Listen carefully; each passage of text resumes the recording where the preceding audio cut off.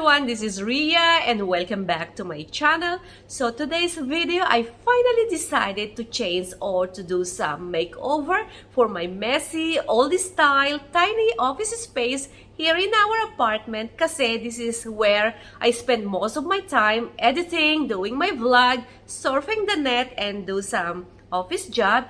So, kailangan ko na talaga siyang i-makeover. And samahan niyo ako today kasi straight away, I'm going to Ikea to choose my office table. So, let's go! Hi, my name is Ria. My channel is about places to visit here in Doha, our family travel adventure, my recipe, and a little bit of my home organizing ideas.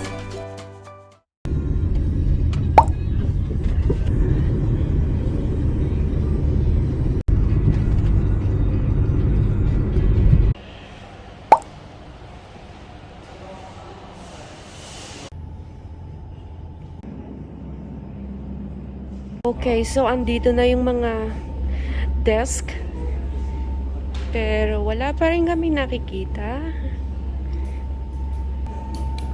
Or ito yung second choice. Kasi same price lang naman sila.